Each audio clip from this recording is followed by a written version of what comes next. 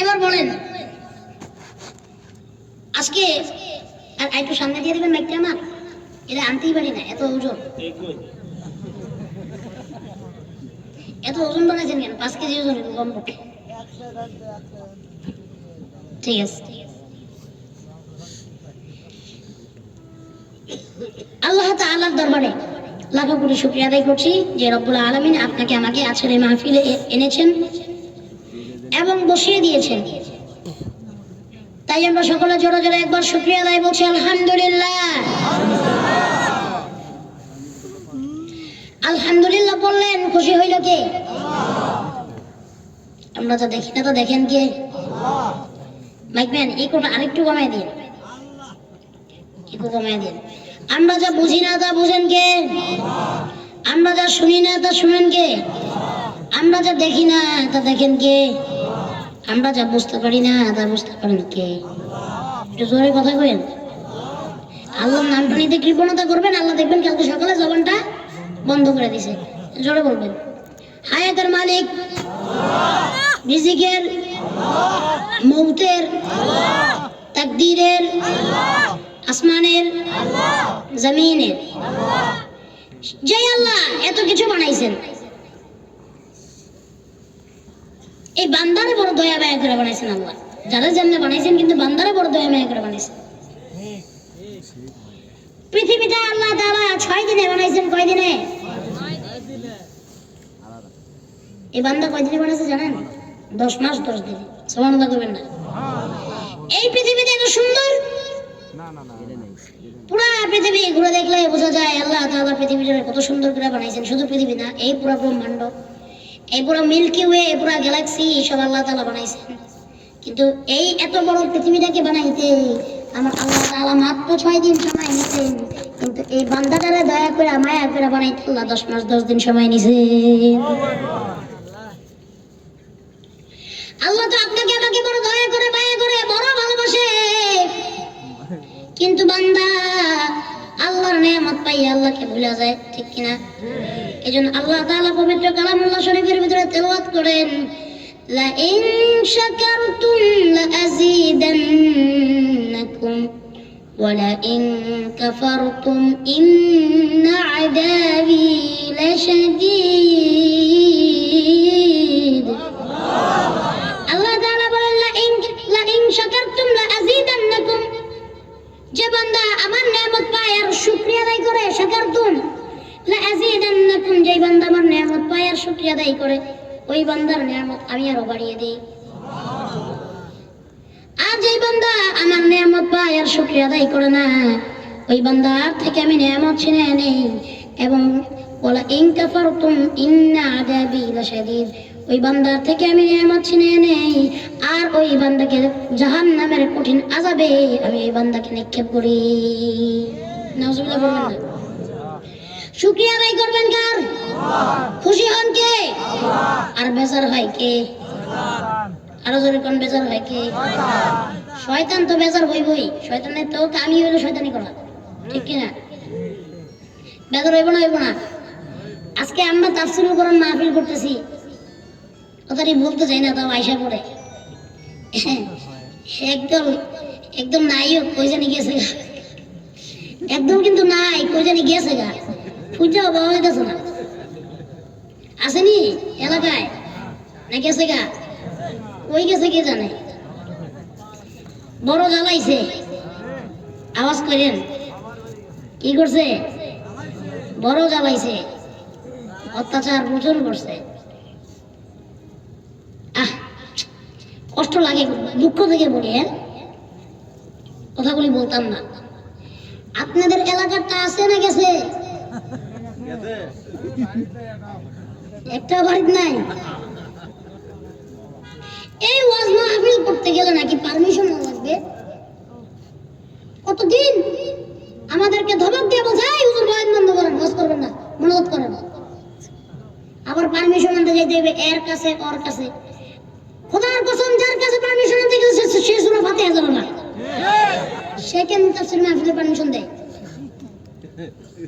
আল্লাহর কথা বলবে, আল্লাহ রাসূলের কথা বলবে, কোরআনের কথা বলবে। আমরা 8টা বছর আমি ওয়াজ করি এই দেশের ময়দানে, আমার বয়স এখন 16। কথা বলবেন না। আমি একটা বছর ময়দানে ওয়াজ করি, অনেক জুলুমের শিকার আমরা, ঠিক কিনা? এক লোক এসে ধমক দিছে, মাইক বন্ধ করেন, দোয়া করেন। আবার তাফসীর মাহফিল করবে, কোরআনের মাহফিল করবে, এর পারমিশন নাকি আনতে যাওয়া লাগবে। চিন্তা করেন, আল্লাহকে শুধু শুধুই আপনি যে সভাপতি প্রধানমন্ত্রী অনেক কথা বলছে, আমি একটা কথা বলি, আল্লাহ কি জন্য সরাইছে না সরাইছে এটা আল্লাহ ভালো জানেন। আমার মনে হয় বছরের পর বছর আলেম ওলামাদেরকে জেলে রেখে ফাঁসি দিয়েছে, বিনা অপরাধে আলেমদেরকে বছরের পর বছর রেখেছে। আমার আপনার কলিজার টুকরা কোরআনের পাখি আল্লামা দিলওয়ার হোসেন সাইদি রাহিমাহুল্লাহকে তারা আটকায় রাখতে রাখতে রাখতে রাখতে 13টি বছর 14টি বছরে মেরে ফেলছে একবার ডাইরেক্ট। আর কিছুই নাই, আলেমের বদদোয়া, আলেমের নিঃশ্বাস বড় ভয়ানক। চিন্তা করছিল ফেরাউনের মতো মনে অনেকদিন থাকতে পারবো, ঠিক কিনা? এক একজনে এক এক কথা বলছে, কেউ বলছে 30 সাল, কেউ বলছে 40, কেউ বলছে 42, কেউ বলছে 50 সাল, 41। 41 সাল পর্যন্ত বাংলাদেশে আসতে পারে কিনা দেখেন। অনেকে বলতেছে আসবে আসবে, আশেপাশে আসেন। 18 কোটি জনগণ জুতা নিয়ে রেডি আছে।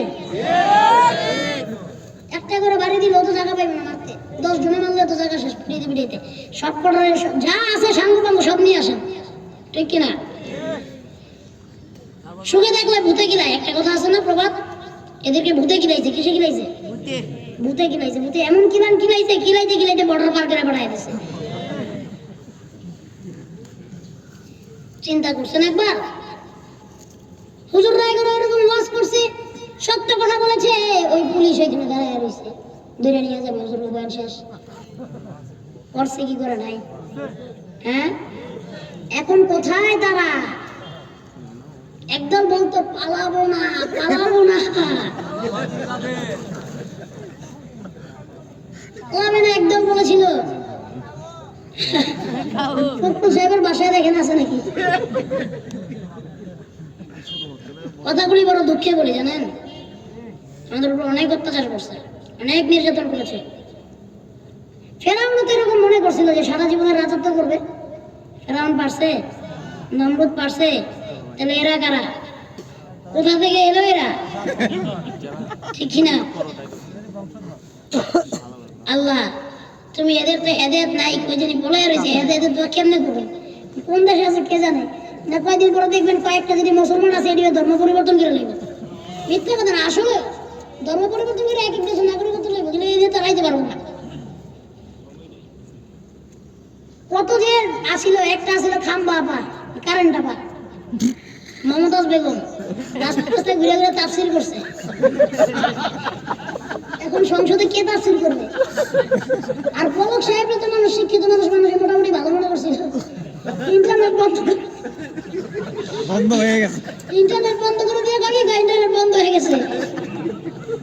এখন মানুষের কাছে দোয়া চাই, আছে না নাই? আল্লাহ কি বলবো বলেন, আর কত কিছু বলবো। যাজ্ঞা এগুলো এখন চাপে আছে, আর কত কমবো কোন বলার কিছু আছে? বিচার দিছি কার কাছে? আপনিও দিচ্ছেন কার কাছে? এত জুলুম, এত নির্যাতন, কারোর কাছে কোনো ক্ষমা, কারোর কাছে কোনো বিচার পাওয়া যায় নাই। বিচার দিছে কার কাছে? আল্লাহ বিচার করছে না, করে নাই? ইনশাআল্লাহ সিরিয়া যেরকম বিজয় হয়েছে, মুসলিমরা সিরিয়া বিজয় করে ছেড়েছে, এই বাংলাদেশের সময় এসে পড়েছে। এই যুবকেরা যেমন একবার রাস্তায় এক আবু সাইদ বুকে হাত পেতে দিয়ে গুলি নিয়েছে, বুকের ভিতরে এক মুখ দিয়ে পানি লাগবে লাগবে বলতে বলতে শেষ হয়ে গেছে, বাংলার যুবকেরা আরেকদিন মাঠে নামবে, নারায়ে তাকবীর আল্লাহু আকবার, দিন ইসলাম জিন্দাবাদ বলতে বলতে বাংলাদেশ পুরো ইসলামের বাংলাদেশ করে ফেলবে। আল্লাহ তাআলা তৌফিক দান করুন, সকলে বলেন আমিন। আরো জোরে বলেন আমিন। আল্লাহ তাআলা বলে, বান্দা বড় দয়া করে মায়া করে তোরে বানাইছি, বড় ভালো তোরে আমি বাসি, কিন্তু বান্দা তুমি আমি আল্লাহকে চিনো না। তুমি শুধু দুনিয়ার মহব্বত নিয়ে পড়ে আছো, দুনিয়ার মোহে পড়ে থাকতে থাকতে থাকতে থাকতে মুরব্বি, মুরব্বি ওই যে বসান ওনাকে, এই বলা মানে কি হিকছে মুরব্বি কইলে আমি শান্তি পাই না কইয়া। একটু কইলে এটা একবার মুরব্বি গেলে মোস্তাক ফয়েজি হুজুর কোথায় যায় যেন যায় বলছে এই মুরব্বি আসলে কই যায় সে তো মনে হচ্ছে আমি তার সাথে কথা বলি না। এই ওনার জিজ্ঞেস করেন তুমি কই যায়, এই ডাব্লিউ জিজ্ঞেস করেন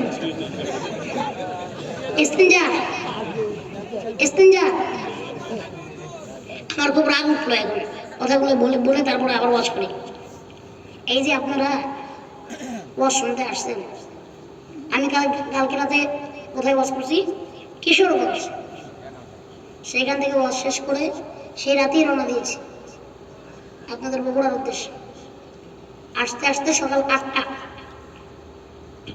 ওই 3 মাথা রেল লাইন আছে না, ওইখানে থাকি বগুড়া আসলাম। তো ঢাকা থেকে অত দূর কিশোরগঞ্জ, সেইখান থেকে আবার প্রায় 200 কিলোমিটারের মতো রাস্তা। এত দূর আমি আসলাম আপনাদের কাছে কোরআন শোনাবার জন্য, ঠিক কিনা? আপনার বাসা তো এইখানেই, ওয়াজ শেষ করে বাসায় চলে যাবেন, ঘুমাইতে পারবেন আরামে। আমি তো আবার রাস্তায় পড়ে থাকবো, এই গাড়ি দিয়ে যাইতে যাইতে, রাস্তা না এটা, এই রাস্তায় পড়ে থাকবো, আবার সকাল হবে। ওদিক দিয়ে আমার মা, আমার পরিবারের লোকজন খালি চিন্তা করতেই থাকে ছেলেটা জানি কেমন আছে, ঠিক কিনা? আমি যদি এত রিস্ক নিয়ে এত কষ্ট করে আপনাদের এখানে এসে আপনাদের ওয়াজ শোনাইতে পারি, আপনারা কি 1-1.5 ঘন্টা বসে আমার কথাগুলি শুনতে পারবেন না? উঠা বসা করবেন না বাবাজি, আমি আপনাদের হাত ধরি, পায়ে ধরি, উঠা বসা করবেন না, বৈশা ওয়াজ শুনবেন মনোযোগ দিয়া। এমন হতে পারে আজকের এই ওয়াজের মাধ্যমে আল্লাহ তাআলা আপনাকে আমার জীবনের সব গুনাহগুলি মাফ করে দেবেন। এমন হতে পারে এই ওয়াজের মাধ্যমে আল্লাহ তাআলা আপনাকে আমাকে হেদায়েত দিয়ে দিতে পারেন, ঠিক কিনা? তাই হেদায়েত যদি আমি পাইতে চাই তাহলে মনোযোগ দিয়ে বসবো, আর উঠা বসা করবেন না, এটা আমার খুব রাগ উঠে।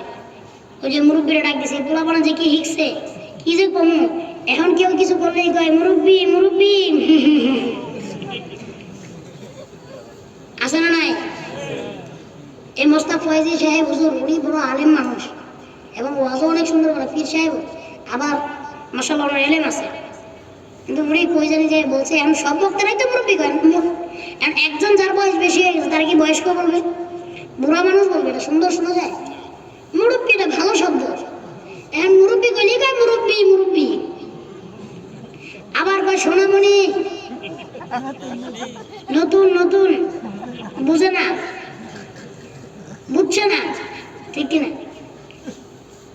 যাক, তারপরে তো একজন আলেমের মুখ থেকে যে কথা বের হচ্ছে, এই কথা তো মানুষের মুখে আল্লাহ প্রচার করে দিয়েছেন, ঠিক কিনা? এবার আসেন, আমি বলতেছিলাম আল্লাহ তাআলা আপনাকে আমাকে বড় ভালোবাসেন, দয়া করছেন, মায়া করছেন, আপনারা আমারে বানাইছেন, দুনিয়াটা বানাইছেন মাত্র 6 দিনে, কিন্তু বান্দারে আল্লাহ তাআলা মার পেটে বানাইছেন 10 মাস 10 দিনে। তাইলে বুঝতে হবে দুনিয়াটা এত সুন্দর, এত বড় দুনিয়া, এই দুনিয়াটা আল্লাহ 6 দিনে বানায় ফেলছে, বান্দারে বানাইতে আল্লাহ 10 মাস 10 দিন সময় নিছে। বান্দাকে এত ভালোবাসেন আল্লাহ, কিন্তু এই বান্দা আজকে দুনিয়ার ভয়ে পড়ে গেছে, দুনিয়ার লোভে পড়ে গেছে, আল্লাহকে চিনে না, আল্লাহ রাসূলকে চিনে না। চিৎকার করে বলেন ঠিক কিনা? একটা জিনিস একটু চিন্তা করেন, আল্লাহ আপনার আবার কত মায়া করে, কত দয়া করে, কত মহব্বত করে। এই যে আমাদের সমাজে অনেক মানুষ এখনো গুনাহ ছাড়তে পারে নাই, আছে না নাই? অনেকে মিথ্যা কথা বলে, অনেকে সুদ খায়, অনেকে ঘুষ খায়, মানুষের হক মেরে দেয়, এটা তো আছে। এটা গ্রামগঞ্জে বেশি। জমির আইন কেটে, হুজুর বলতে জমির আইন কেটে, এটাও আছে।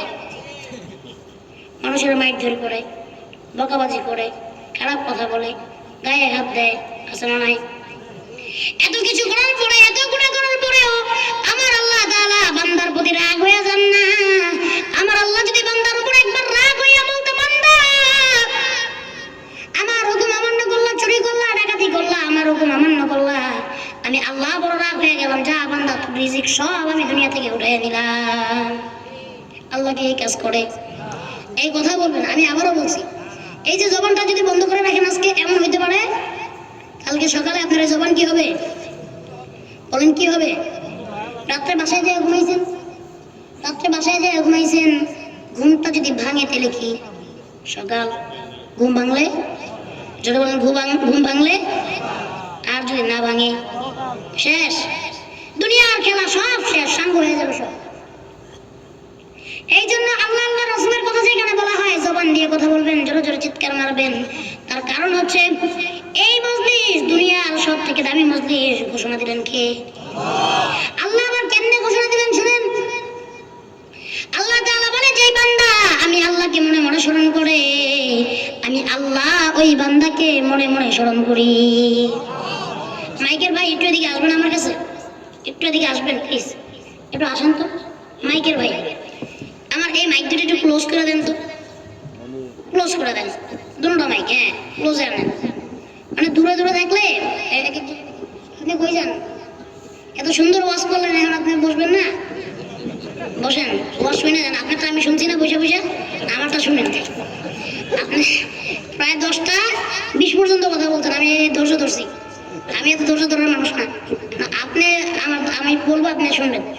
একটু বসেন, পড়া যাবে না, আপনার আমি ভালোবাসি, ঠিক কিনা? না ইংলিশে বলবো আই লাভ ইউ। বসেন।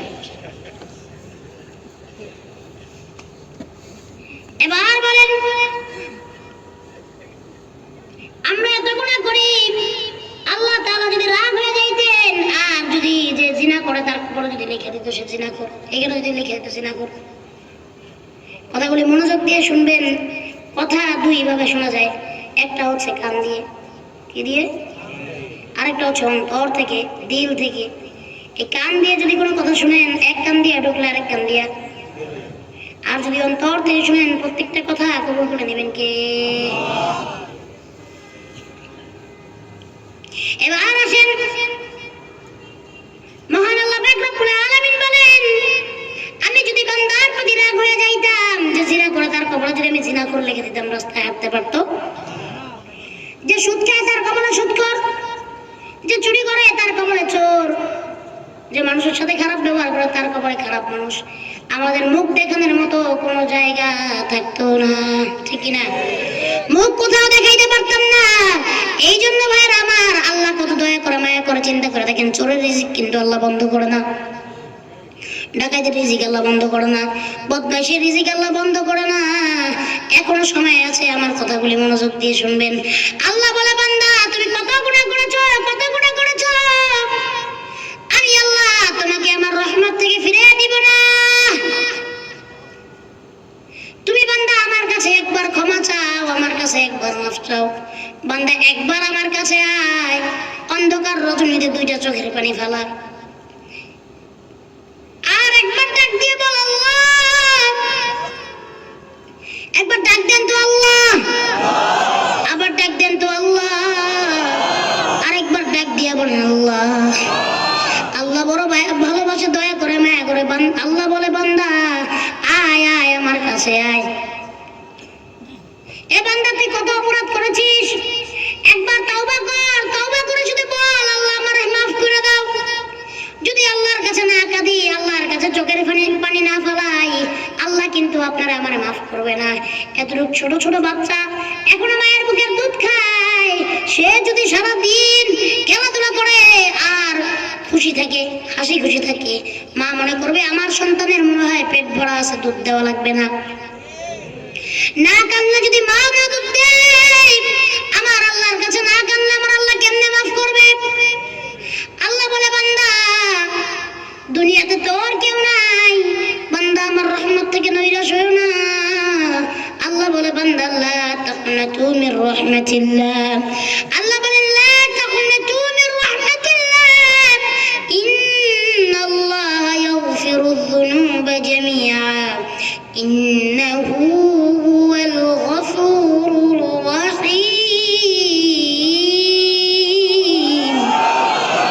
আল্লাহ বলে, লা তাকনাতু মির রাহমাতিল্লাহ, বান্দা আমার রহমত থেকে নৈরাশ হও না।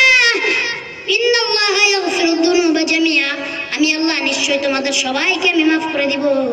ইন্নাহু হুয়াল গফুরুর রাহিম, আমি আল্লাহ বড় দয়াবান এবং ক্ষমাশীল। চাইতে হবে কার কাছে? আরো জোরে গান, কার কাছে চাইবেন?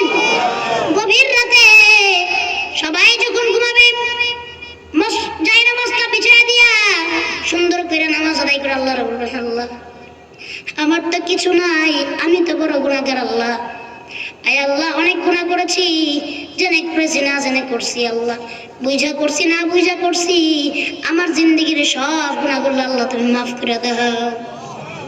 আমার আল্লাহ বড় খুশি হয়ে যান। বান্দা যখন আল্লাহর কাছে কাঁদে আল্লাহ বড় খুশি হয়ে যান আর বলে, বান্দা তুই এমন করে আমার কাছে চাইতেছিস, ভিখারির মতো চাইতেছিস, বান্দা আমিও তোরে বড় ভালোবাসি। ও বান্দা যা যা, আমি আল্লাহ তোর জিন্দেগির সব গুনাহগুলি মাফ করে দিলাম। আর আজকে আমরা তা না করে আমরা কি করতেছি? আল্লাহকে ভুলে যায় আর দুনিয়াকে ভালোবেসে ফেলছি। এই দুনিয়া আপনার আমার ঠিকানা হয়ে গেছে, সব এখন দুনিয়ার জন্য করতে হবে। দুনিয়া এমন একটা জায়গা হয়ে গেছে, দুনিয়াকে এমন ভালোবেসেছি, এখন এই দুনিয়ার মহব্বত, দুনিয়ার মায়া আপনার আমার অন্তরে ঢুকে গেছে, ঠিক কিনা? কিন্তু আমার আল্লাহ নবী বলেন, আল্লাহ নবীর হাদিসের ভিতরে আসছেন, বিশ্বনবী মুহাম্মদ রাসূলুল্লাহ সাল্লাল্লাহু আলাইহি সাল্লাম ইরশাদ করেন, হুব্বুদ দুনিয়া রাসু কুল্লি খতিআ, দুনিয়ার মহব্বত সমস্ত গুনাহের মূল। হুব্বুদ দুনিয়া, দুনিয়ার মহব্বত সমস্ত গুনাহের মূল। রাসু কুল্লি খতিআ, এ বান্দা দুনিয়াকে মহব্বত কইরো না। মহব্বত করব কাকে আর কাকে? মাশাআল্লাহ, মহব্বত করব আল্লাহকে, আল্লাহ রাসূলকে। আমি যদি দুনিয়ার পিছনে না দৌড়াই, আমি যদি আল্লাহর মহব্বত দৌড়াই, আল্লাহর পিছনে দৌড়াই, আল্লাহ পাক রব্বুল আলামিন বলেন, ও বান্দা তুমি যখন আমার হয়ে যাবে, আমি আল্লাহ বান্দা তোমার হয়ে যাব। আল্লাহ বলেন, মাল্লাহুল মাওলা ফালাহুল কুল, যে বান্দা আমি আল্লাহর জন্য হয়ে যাই, আমি আল্লাহ ওই বান্দার জন্য হয়ে যাই। আরো জোরে কোন কার জন্য হব? এ বান্দা তুমি দুনিয়ার পিছনে দৌড়াও, আর যদি তুমি দুনিয়ার পিছনে দৌড়াও জাহান্নাম তোমার পিছনে দৌড়াবে। বান্দা তুমি যদি আখিরাতের পিছনে দৌড়াও জান্নাত তোমার পিছনে দৌড়াবে। আর বান্দা তুমি যদি আল্লাহর জন্য হয়ে যাইতে পারো, এই দুনিয়ার সব কিছু আল্লাহ তোমার জন্য বানায়া দিবেন, আর এই দুনিয়া তুমি বান্দার জন্য হয়ে যাবে। এ বান্দা দুনিয়াতে কি চাও? তুমি চাও শান শওকত, আমি আল্লাহ দিব। তুমি চাও সম্পদ, আল্লাহ দিব, আল্লাহ দিবে। তুমি চাও সম্পদ, তুমি চাও ভালো নারী, তুমি চাও ভালো গাড়ি, তুমি চাও ভালো ঘর বাড়ি, তুমি যা চাও, তুমি ইজ্জত চাও, আল্লাহ ইজ্জত দিবে। তুমি সম্মান চাও, আল্লাহ সম্মান দিবে। সব দেনে বলা কে? সব দেনে বলা কে? আল্লাহ ছাড়া কেউ দিতে পারবে না, আল্লাহ দিবে। বান্দা তুমি আল্লাহর জন্য হয়ে যাও, আল্লাহ তোমার জন্য হয়ে যাবে। তুমি দুনিয়ার পিছনে ছোট না, তুমি আখিরাতের পিছনে ছোট। এই দুনিয়া তোমার পিছনে ছুটবে, তুমি আল্লাহর পিছনে ছোট, জান্নাত তোমার পিছনে ছুটবে। সুবহানাল্লাহ পড়বেন না? দুনিয়ার মায়া ত্যাগ করতে পারবো তো? আরে যে তো আসল মুমিন, যে তো সাচ্চা মুমিন।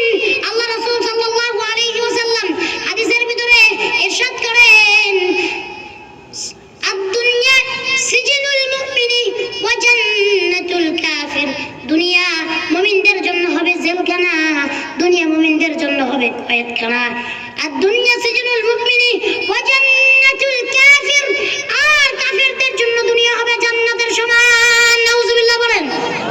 আমরা কি কাফের হতে চাই না মুমিন হতে চাই? আর একটু জোরে কোন কি হতে চাই? আমরা আল্লাহ আমাদের মুমিন বানায়া দেন। সকলে কোন আমিন, আর জোরে কোন আমিন। এই দুনিয়া আমাদের চিরজীবন থাকার জায়গা, আর জীবনে থাকতে পারবো? আজীবন থাকবো, সবাই বাঁচবো? অসম্ভব। এই জন্য যতদিন আমি বেঁচে আছি, আমার আপনার কাজ কি? আল্লাহকে খুশি করা, আল্লাহ রাসূলকে খুশি করা, আল্লাহর পথে চলা, রাসূলের পথে চলা। আল্লাহ সেই তৌফিক দান করুন, সকলকে আমিন। তো আলহামদুলিল্লাহ, বসটা আপনাদের যে এই মাহফিলটা আপনারা করলেন, এই যে আপনাদের এই মসজিদের উদ্যোগে, না মাদ্রাসা মসজিদ, বসটা আবার নিয়ে গেছেন তো, এই যে আপনাদের এই মসজিদ বাইতুন নূর বুজরুক মাঝিরা কেন্দ্রীয় জামে মসজিদের উদ্যোগে আজকে যে মাহফিল, তো আলহামদুলিল্লাহ এই মাহফিলটা করতে মোটামুটি ভালো একটা খরচ হয়েছে। তারপর মসজিদটার উন্নয়ন দরকার।